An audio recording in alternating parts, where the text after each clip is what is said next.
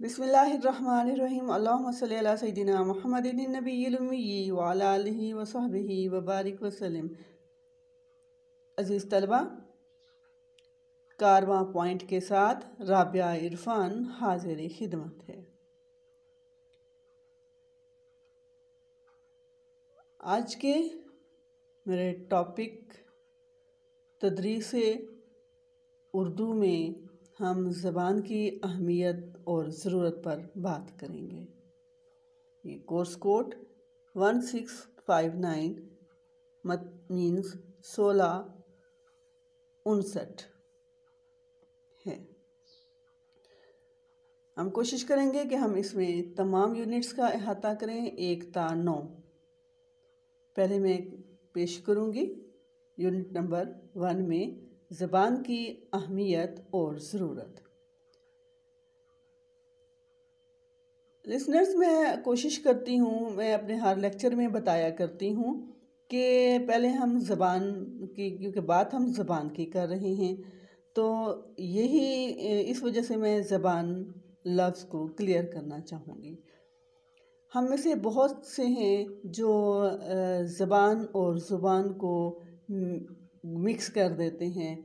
हम कंफ्यूज हो जाते हैं कि हम इसको कहाँ पे ज़बान बोलें और कहाँ पे लफ्ज़ ज़ुबान बोलें। ठीक है, तो जहाँ पर हम लैंग्वेज की बात करेंगे, लिसानी बात करेंगे, लिसानियात की बात करेंगे, लैंग्वेज की बात करेंगे, तो वहाँ पे ज़बान बोलेंगे। वहाँ पर हम ज़बान, उर्दू ज़बान की तदरीस, ठीक है, इसी तरह ज़बान बोलेंगे। लेकिन जहाँ पर हम टंग की बात करते हैं, जो मुंह में ज़ुबान होती है, हम भी ज़ुबान रखते हैं, ज़ुबान होती है, यानी जब हम टंग की बात करेंगे तो वो ज़ुबान होगी। लैंग्वेज में के लिए हम ज़बान बोलेंगे और टंग के लिए हम ज़ुबान बोलेंगे। ठीक है जी सामीन, अब हम अपने प्रोग्राम का बाकायदा आगाज़ करते हैं। और आगाज़ करने से पहले रिक्वेस्ट है कि अगर आप इस चैनल पर नए हैं, आपका दिल माने तो इस चैनल को सब्सक्राइब कर दीजिए और बेल आइकन को प्रेस कर दीजिए ताकि तमाम मालूमात आप तक बर वक्त पहुँच सकें। अज़ीज़ तलबा, मेरी कोशिश होगी कि इस लेक्चर को मुख्तसर मगर जामे तौर पर बयान करूं, ताकि आपको बात समझ भी आ जाए और आपको ज़्यादा आप तवालत का शिकार हमारा लेक्चर ना हो पाए। ठीक है जी, तो सबसे पहले हम बात करेंगे ज़बान की अहमियत और ज़रूरत। ज़बान की अहमियत और ज़रूरत, ठीक है। तो देखिए, ज़बान ही दरअसल इंसान और हैवान में इम्तियाज़ पैदा करती है। देखिए, ये हम इंसान हैं ना, हम बोल कर बता देते हैं। हम अपने एहसासात, अपने जज्बात, अपने कोई भी ख्वाहिश, कोई भी बात हमने करनी है तो हम बोल कर बताएंगे। तो और जानवर मुख्तलिफ़ तरह की आवाज़ें निकालेगा। तो इस तरह से हम जो है वो ये हमारे स्पेशली ख़ुसूसी तौर पर हमारे लिए जो है वो ज़बान इंसान और हैवान में इस वजह से इम्तियाज़ पैदा करती है।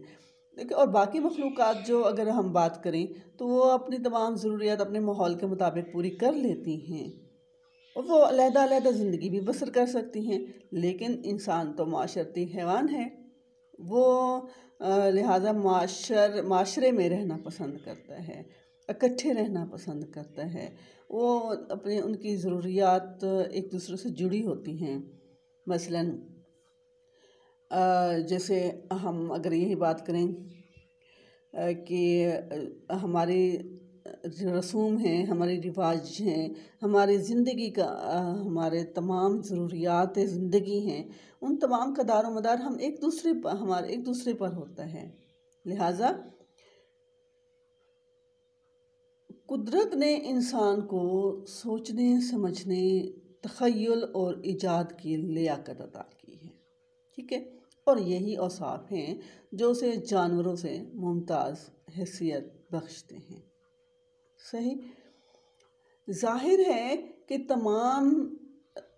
इन तमाम चीज़ों में ज़बान का किरदार निहायत अहम है और इसकी बदौलत वो कारोबार, माशरत, तमद्दुन, सकाफ़त, तरक्की, तहज़ीब जारी और सारी रखता है। सही है। तो ये देखें, ये बात जो है हम में और जानवरों में या दीगर मखलूक़ात में फ़र्क करती है कि हम ज़बान होगी तो हम ये तमाम चीज़ें इन तमाम पर पूरे उतर सकेंगे। अब जहाँ पर ज़बान की अहमियत की हम बात करेंगे, पहले भी जैसे मैंने कहा कि ज़बान इंसान की इम्तियाज़ी ख़ुसूसियत है। ये उसकी ज़हनी तरक्की का वसीला और आला व अरफा सलाहियतों के इजहार का ज़रिया है। इससे इंसान की शख्सियत में तवाज़ुन, अमल में तरतीब और ख़यालात और तसव्वुरात में वुसअत पैदा हो जाती है। और अगर हम इसको बात करें कि ज़बान क्या है, तो देखिए अबलाग़ का सबसे अहम ज़रिया है।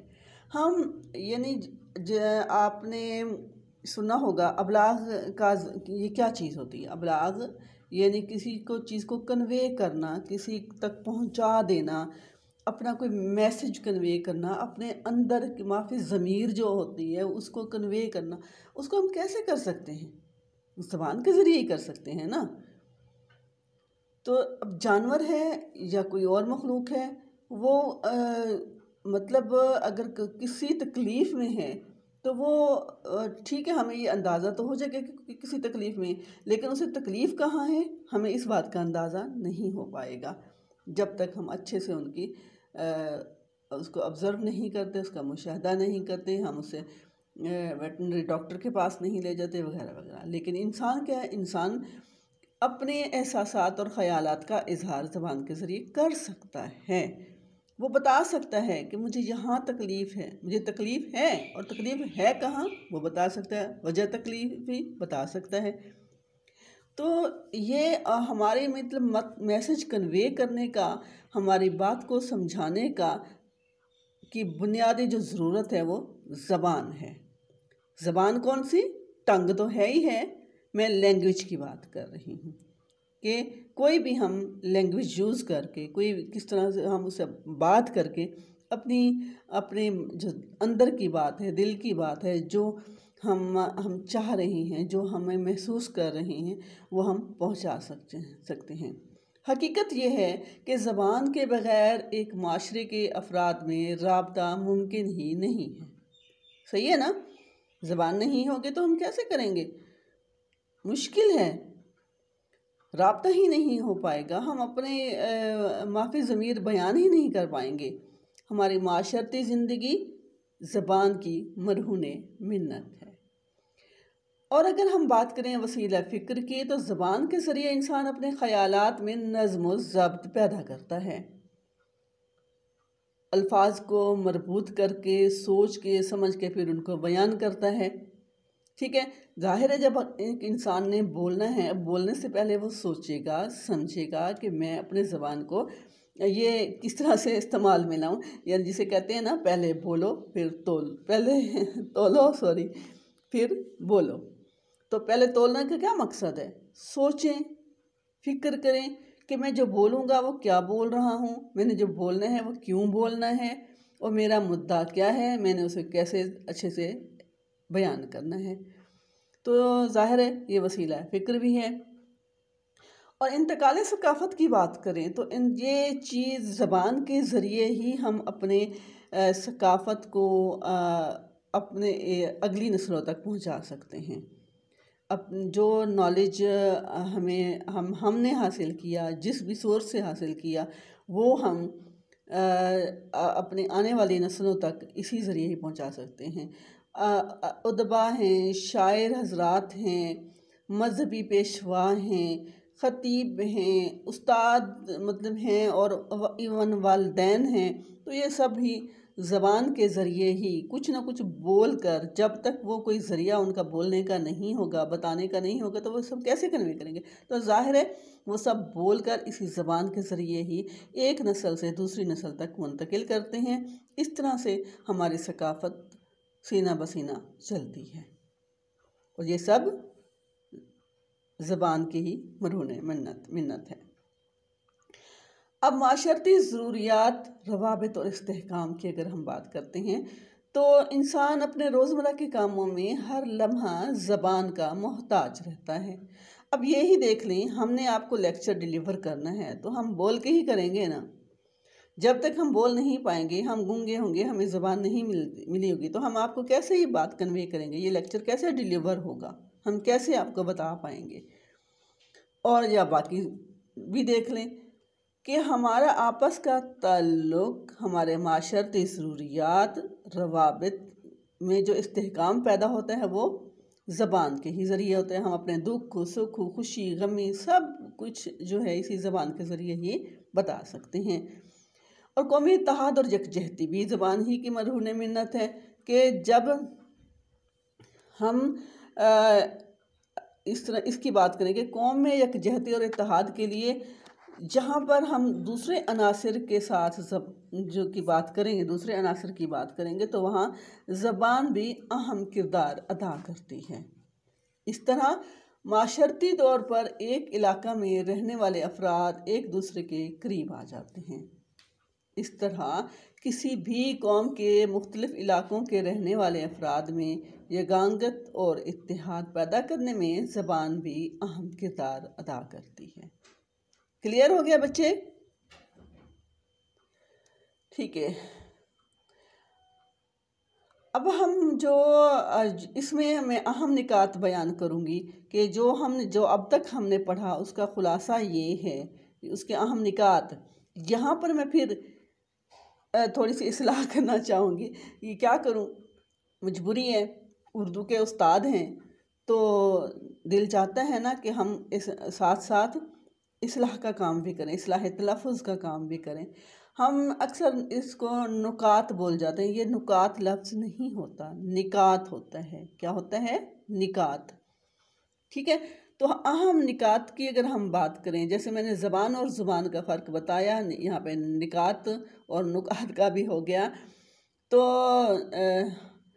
ये हमारे नक्स है इस चीज़ का कि हम कोशिश ही नहीं करते अपनी ज़बान को ठीक करने की। देखिए, हम जो भी लैंग्वेज बोल रहे हैं, जो भी ज़बान बोल रहे हैं, हमें कोशिश करनी चाहिए उसको सही बतौर टीचर, ख़ुसूसी तौर पर हमें बतौर उस्ताद अपना तलफ़ुज़ हमें ठीक कर लेना चाहिए। ठीक है, इंसान ख़ता का पुतला है, हमसे गलतियाँ हो जाती हैं, हम कहीं गलत बोल जाते हैं, हो जाता है, लेकिन सीखने सिखाने का अमल हमारे दीन में वैसे तो ज़िंदगी में जारी हमेशा मौत तक रहता है, लेकिन हमारे दीन में भी इसकी ताकीद की गई है। तो नहीं आता तो उनसे मालूम कर लो जिसे मालूम है। आप ये मफ़हूम है हदीस का। अच्छा, अहम निकात की बात हम कर रहे थे, तो इस चैप्टर, इस जो ऊपर हमने पॉइंट बयान किया, इसमें के अहम निकात थे कि इंसान तबन माशरत पसंद है। ठीक है, ज़ाहिर है वो मिलजुल के रहना पसंद करता है ना, तो उसकी माशरती ज़रूरतें पूरी करने के लिए ज़बान अहम किरदार अदा करती है। ज़बान के बग़ैर माशरे में रब्त व इत्तेहाद मुमकिन नहीं है। ठीक है। फिर यह है कि ज़बान के ज़रिए इंसान अपने ख़यालात में नज़्म व ज़ब्त पैदा करता है, अफ़कार नज़रियात को मरबूत अंदाज में पेश करने के काबिल होता है, वग़ैरह वग़ैरह। अब अगर हम बात करें दूसरे पॉइंट की, तो इसमें है उर्दू ज़बान की अहमियत और ज़रूरत। अहमियत और ज़रूरत, अलिफ के ऊपर अहमियत में ज़बर होती है। उर्दू ज़बान की अहमियत और ज़रूरत क्या है, क्यों पेश है? देखिए, पहले हमने बात की थी सिर्फ ज़बान की, सिर्फ लैंग्वेज की। अब हम बात कर रहे हैं उर्दू लैंग्वेज की, उर्दू ज़बान की। तो देखिए बच्चे, ज़बान बुनियादी तौर पर बोल चाल का नाम है। ठीक है ना, समझे, हम सबको समझे कि ज़बान, हम बोल चाल का नाम ज़बान है। हम ज़बान कोई भी बोलते हैं, लेकिन असल में बोल चाल का नाम ज़बान है। और तारीख़ी नुक्ता नज़र से भी मुताला किया जाए तो हमें पता चलता है कि सबसे पहले इंसान ने आवाज़ों के ज़रिए अपना माफ़ी ज़मीर अदा करने की कोशिश की। माफ़ी ज़मीर, माँ कैसे कि जो, फ़ी में था, ज़मीर ज़मीर में, जो अंदर था, जो अंदर की बात थी, जो अपना अंदर उसके जो ख्याल था, जो बात थी, जो सोच थी, उसने अपने उसको पेश करने के लिए आवाज़ों का इस्तेमाल किया। अब इन आवाज़ों के वसीले से उसने अपनी बात दूसरों को समझाई। लिखने या तहरीर करने का मरहला बहुत बाद में आया, ठीक है। तहरीरी सूरत में तो बाद में ये सब कुछ हुआ ना। सबसे पहले तो इंसान ने आवाज़ें निकाली। बच्चा भी जब पैदा होता है, आप देखते हैं वो आवाज़ से रोता है, वो आवाज़ ही होती है ना। वो फिर टाइम टू टाइम बच्चा अपने माहौल से सीख रहा होता है। जिस माहौल में वो पैदा होता है, जिस इलाके में पैदा होता है, जिस ज़बान के बोलने वालों में वो पैदा होता है, वो वही ज़बान अख्तियार कर लेता है। फिर जो ज़बान उसको सिखाई जाती है वो सीखता है, ठीक है। अब अगर हम बात करेंगे कि उर्दू अदब की हम बात करते हैं, तो उर्दू अदब का बेहतरीन तहजीबी सकाफ़ती वर्सा जो आज भी जहनों को मुनव्वर और निगाहों को रोशन किए हुए है, मुसलमानों की जहनी और फ़िक्री काविशों का मज़हर है, ठीक है। ये बात हमारे लिए काबिल फ़ख्र है कि उर्दू ज़बान गैर मामूली सकाफ़ती वर्से की मालिक है, ठीक।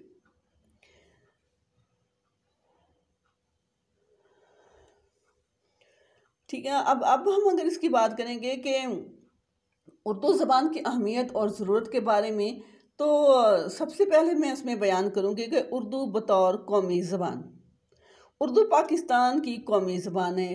पाकिस्तान में उर्दू के अलावा पंजाबी, सराइकी, सिंधी, बलोची, पश्तो और ब्राह्वी वगैरह बोली जाती हैं।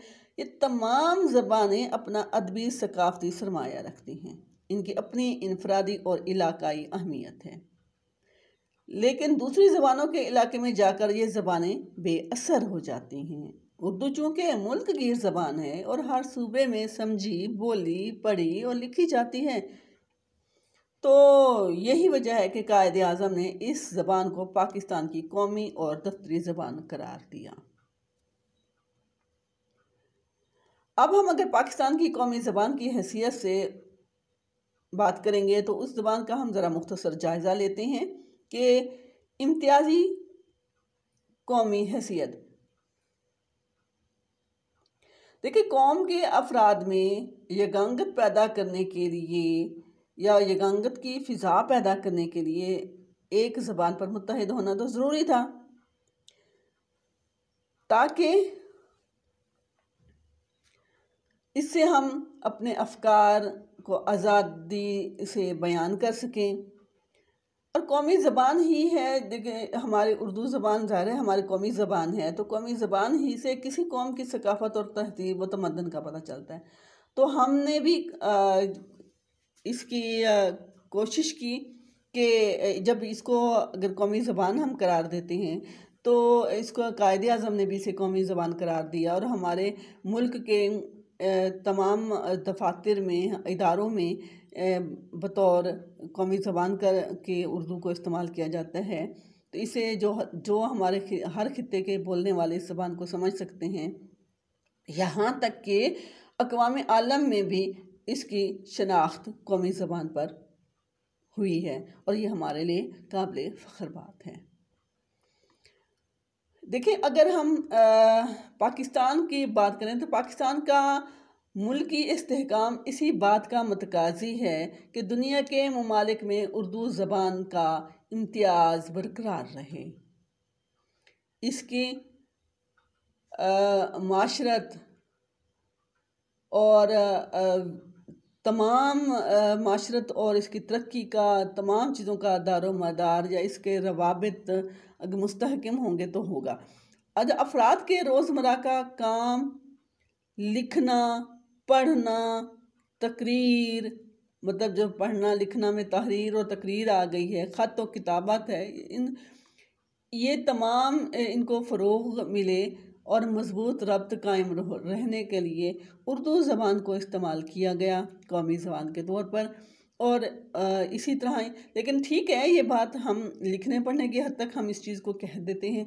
बहुत सारे इदारों में हमारे हम ये इसका काम है, ये मैं उससे हटकर बात कर रही हूँ। देखिए हम कोशिश हम कहते तो हैं कि हम बतौर उर्दू जो है बतौर ये कौमी ज़बान के तौर पर तमाम इदारों में ये राइज है वो राइज है, लेकिन हम देखने में क्या आता है, आम देखने में क्या आता है कि हमने आम एप्लीकेशन भी लिखनी है तो हम उर्दू में नहीं लिख रहे होते, इंग्लिश में पेश कर रहे होते। इवन के उर्दू डिपार्टमेंट्स में भी इंग्लिश में एप्लीकेशन दी जा रही होती हैं, दरख्वास्त दी जा रही होती है। हमारे इदारों में कल ही की बात है कि मैंने कहीं पे कोई एप्लीकेशन देनी थी तो मैंने किसी साहब को कहा कि हमें ये लिख कर दे दें, तो आप ये टाइप कर दें। उनके सामने कंप्यूटर प्रिंटर सारा कुछ मौजूद था, तो वो कहते हैं कि मुझे उर्दू लिखना नहीं आती। ये देखिए, ये हम कौमी ज़बान के तौर पर उर्दू को लेते हैं और हमारी कौमी ज़बान है और हम कौमी ज़बान को ही टाइप नहीं कर सकते। और तो लिहाजा फिर मैंने जो खुद किया टाइप शाइप करके, वो मैंने उर्दू में जो भी लिखा तो उसको तहरीर करके, क्योंकि मैं हमेशा दरख्वास्त उर्दू में ही पेश करती हूँ, चाहे मैं किसी भी जगह पे मुझे किसी भी बड़े इदारे में पेश करनी हो। अगर पाकिस्तान के इदारे में पेश करनी है तो मैं उर्दू में ही करती हूँ, चाहे वो तालीमी इदारा हो या हमारे ऑफिस की बात हो, दीगर ऑफिस की बात हो। अच्छा, तो हम थोड़ा सा हमारे पास टाइम थोड़ा रह गया है, तो इसके बाद हम बात करेंगे कि सियासी इस्तेहकाम और उर्दू ज़बान। देखिए, सियासी इस्तेहकाम के लिए भी ये ज़बान उर्दू ज़बान की ज़रूरत है और ऐसी हमेशा ज़बान की ही ज़रूरत होती है जो मुल्क गिर हो, मुल्क के हर हिस्से में बोली और समझी जाए। अब क़याम पाकिस्तान से पहले भी उर्दू को अपनी पहचान के हवाले से एक नुमायाँ हैसियत और अहमियत हासिल थी, लेकिन तहरीक पाकिस्तान के दौरान में ये बात मैं बताऊंगी कि यहाँ पे हम अक्सर दौरान के साथ में लगाना शर्मिंदगी महसूस कर रहे थे कि हाँ ये गलत हो गया, दौरान के साथ में ज़रूर लगाना चाहिए। अब पाकिस्तान इस मुस्लिम कायदीन ने इसी ज़बान में तकरीरें की, बर सगीर के मुसलमानों को मुत्तहिद किया और आज भी पाकिस्तान के मुख्तलिफ सूबों के रहने वालों में बराह रास्त तबादला ख्याल सिर्फ उर्दू ज़बान के ज़रिए ही मुमकिन है। क्लियर? कौमी अहमियत की अगर हम बात करें तो इस कौम की ज़िंदगी मिन हैसुल कौम 5 अनासिर पर मौकूफ़ होती है। बतौर कौम के तौर पर 5 अनासिर पर मुनहसर होती है कि कौम का इत्तेहाद और कौमी अफकार व किरदार में आज़ादी, कौमी इम्तियाज़, कौमी तहज़ीब व तमद्दुन, कौमी तरक्की का जायज़ा, नज़रियाती अहमियत। देखिए, अगर हम यहाँ तक की बात करें कि कौमी तरक्की का जायज़ा तक की बात करें तो ये तमाम जो 5 अनासिर हैं, ये तमाम इसी वजह से इसी बात के मरहून मिन्नत है कि हम एक ही ज़बान पर मुत्तफ़िक हों। और हमारी जब कौमी ज़बान हमें मुल्क के तूल अर्ज़ में ये बोली जाती है, समझी जाती है, तो हम तमाम चीज़ें अपने तमाम जो भी मैंने ये पॉइंट्स बयान किए, इन तमाम की वजह सिर्फ कौमी ज़बान ही है और इसी की तरवीज और तरक्की से ही हम इन तमाम चीज़ों में यगांगत भी पैदा कर सकते हैं और हम आलमी सतह पर तरक्की भी हासिल कर सकते हैं। अगर हम नज़रियाती अहमियत की बात करें, देखिए, उर्दू ज़बान बुनियादी तौर पर बरसगीर पाक व हिंद की 2 अहम कौमों की मखलूत तहज़ीब व तमद्दुन की आइनादार है। चूँकि इसमें इस्लामी तहज़ीब का ज़्यादा हिस्सा है, इसलिए ये बरसगीर के मुसलमानों के लिए ख़ासी तवज्जो की काबिल है। अब इसी सरकारी हैसियत की बात करें तो दौरे ग़ुलामी में हिंदुस्तान की सरकारी ज़बान अंग्रेज़ी थी। तमाम मरासले, इन तमाम पैगामात, ख़त व किताबत सारे अंग्रेज़ी ज़बान में होती थी। लेकिन पाकिस्तान बनने के बाद कौमी ज़बान उर्दू को कौमी ज़बान करार दे दिया गया, लिहाजा इसका ही ताकीद की गई कि और इसको यकीनी बनाने की कोशिश भी की गई कि तमाम ख़त व किताबत है, दफातर में जो मरासलात हैं, मुलाजमतों के लिए तहरीरें हैं, बिलमुशाफा इम्तहानात हैं, तो तमाम के तमाम उर्दू में होने चाहिए। माजरत के साथ कहूँगी कि हम इसमें किसी हद तक हमने गैरों की ग़ुलामी को शायद पसंद किया हुआ है। मैंने जैसे पहले अर्ज़ किया था कि यही है कि हम कहते हैं कि हमें तो उर्दू लिखना नहीं आती। हम तो ये इदारों में देखें, कॉन्फ्रेंसेस में देखें तो ये अंग्रेज़ी में हमारी सारी बातचीत हो रही होती है, तकरीरें हो रही होती हैं। तो कोशिश कीजिए कि आज के देखिए बच्चों, हमारा चैप्टर यहाँ पर कंप्लीट हुआ है, चैप्टर नंबर 1। तो इंशाल्लाह ताला चैप्टर नंबर 2 के साथ हाजिर होती हूँ। इसके साथ ही राबिया इरफान को इजाज़त दीजिए।